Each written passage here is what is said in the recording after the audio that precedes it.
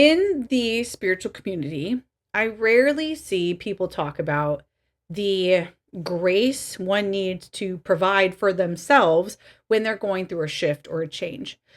A change in your schedule is the one thing that can really disrupt your flow.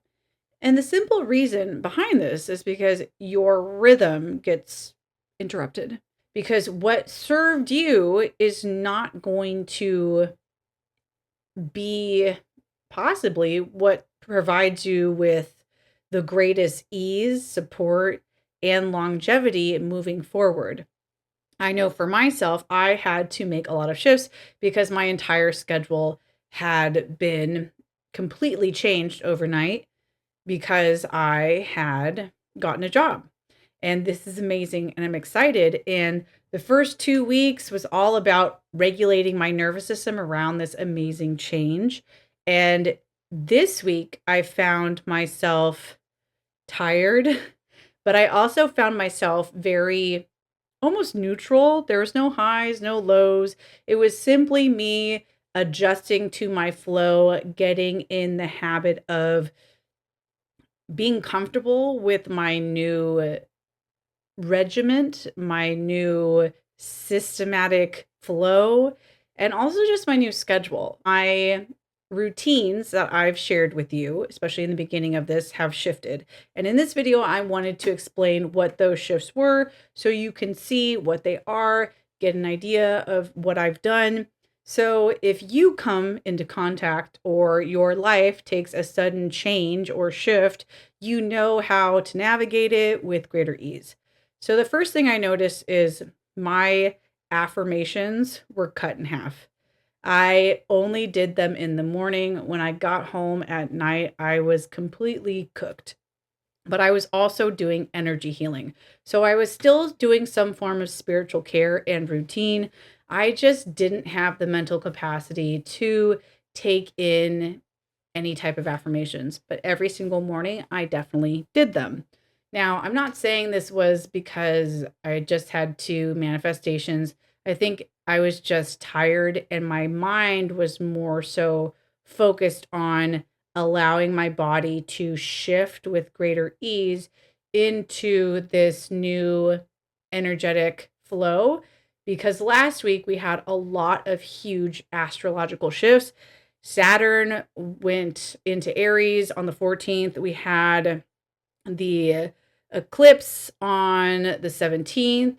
We also had the year of the horse start on the 17th as well. So there was a lot of astrological shifts that were taking place that I wanted to support my body in acclimating because when it comes to any type of eclipse season, and this was the beginning of one, I find that the energies can be a little bit intense because a lot of projection ends up filtering out into the collective air, I guess you could say. So I had to do some extra work to filter out that energy that was coming my way so I could get clear on what's mine, what work do I need to do, and what else do I need to release.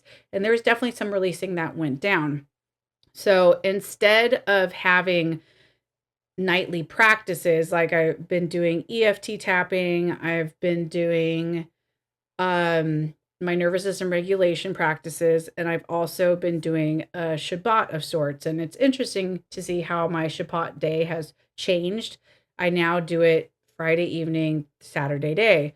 So on Saturday, I do my Shabbat. I also do my full body reset along with um my EFT tapping. All of that is done on Saturday. That's my me day. That's my recalibration. That's when I just get to be with the stars and I get to just nerd out in my favorite neurodivergent way, which is looking at what's going on with the stars, tapping into my body, reading into collective energies. And it's just what I do. It's what I have done for the last decade. And it's a part of not only who I am, but what I bring to the table as a healer. I tap into collective energies. So I'm learning how to hold space for this part of myself that isn't going to be a part of my work life. So I have to find a balance of allowing all parts of myself to be seen during this transition, because I understand that not all of me can be a part of my new work, and that's okay. I'm not mad about it. I love the work that I'm in, and I love that I can still bring my nervous system regulation practice into my work day. I love that I get to bring my eating, my love for health and wellness. So it's still a part of it. And I realized looking back on this week, because there wasn't any big shift, or in my mind, in reality, looking back, there was a big shift. I love how grounded I am. I love how much grace I had. When I looked at my YouTube video, it'll say how many, views are on there, because I'll listen to these before I post them. I'm about a few weeks ahead of when I do this posting, because I knew I wanted to have enough time and grace between um, each session. So I wanted enough time to post, to edit, because I knew I'd be having this new job. So I really kind of planned all this out. So when I look at the views, I only had 8. Normally there's 14 to 17. And 7 days out of the week times 2, that's 14. That's what my goal was. But in reality, if you do it once a day, that's okay. Yes, I did half, but that is truly what the bare minimum. So I was still proud of myself. And I also was doing a lot of other energy healing. I did a lot of releasing, which took a lot of courage and strength. And I really just was grateful that I listened to my guides, that I didn't ignore what was going on within me. And sometimes shifting, even though my schedule looked like I was doing a lot less, I realized I was just recalibrating so I can do a lot more. And this week, I feel I've already started. I'm recording this on the first day of the new cycle of the new week with the manifestation marathon, and I'm feeling really good. I'm feeling myself renewed, and I feel like I'm just going to flow right back into the in the morning and in the evening. I'll let you know how that goes in the next video.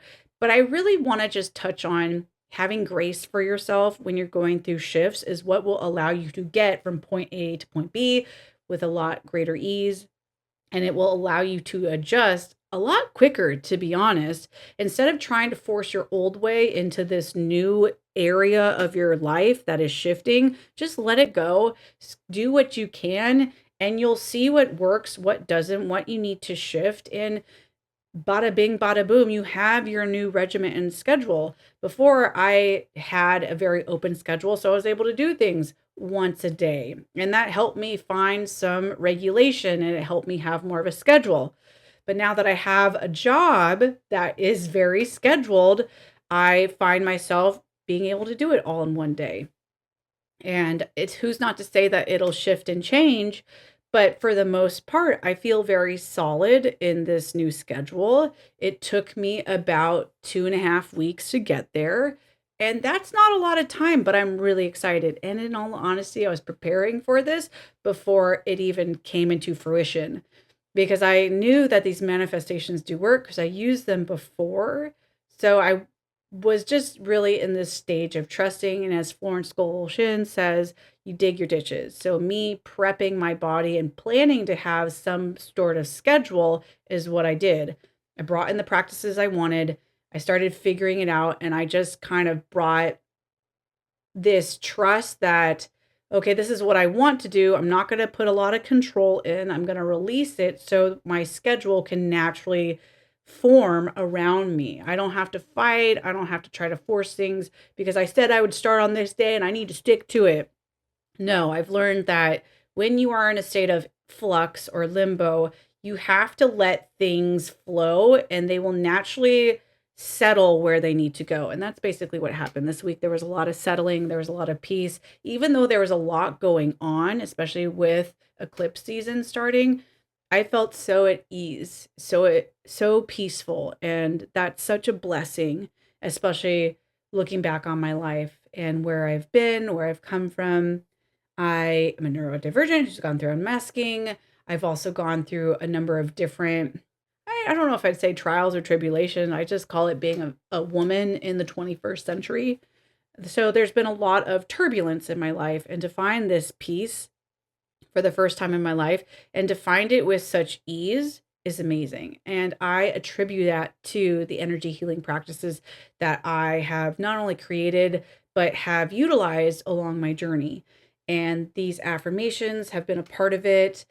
EFT has been a part of it, but the big one has been clearing my energy and clearing the somatic holding patterns that have been dormant within not only my body, my psyche, but also my DNA. It's crazy how much stress and trauma we can hold that isn't really ours, but it's something that's been passed down. And cleansing and clearing my aura, my chakras, realigning them, realigning and healing the masculine and feminine wounds within those different chakra systems, and then healing my meridians. Working with eating with the meridians, really adhering to, I love traditional Chinese medicine, and also implementing 12 years of knowledge of working on bodies. All of this stuff has been leading up to the creation of the magnetic empowerment courses that are available to you now. You can check those out. I have those listed below in my bio.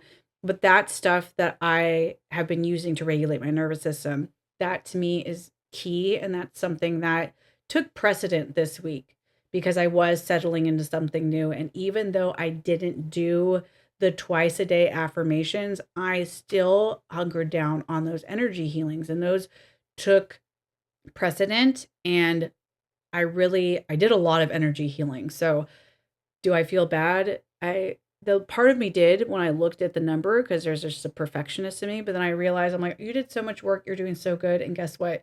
You have a new system and you're just going to start off where you left off. You're a success. Beautiful. Just bon voyage to the old, hello to the new. So that's pretty much where we're at. And if you too feel like you want this peace, you want this ease, I encourage you to explore nervous system regulation. I encourage you to explore somatic healing. The energetic frequencies that are in the magnetic empowerment courses are all very deep somatic energy healing. There's many different forms of somatic therapy. I encourage nervous system regulation, somatic therapy, and some type of mental affirmation so you can check where your mindset is so you can make the changes that will support you in having more of a positive mindset. That's why I did this manifestation marathon, because I want to create a life that I absolutely adore. And we are only a little over a month in, and who knows where this will go. I haven't even touched the tip of the iceberg. We still have 4 books to go through, and we're only maybe 1/3 of the way through the first one, possibly. So this is amazing. I'm excited. And if you'd like to join me, you can check out the Mindset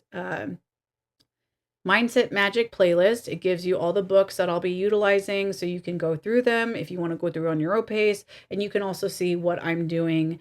And what I do is I post the affirmations and then I post my experience. So you can see both of them and kind of correlate, okay, this is what she was saying, this is what she was experiencing.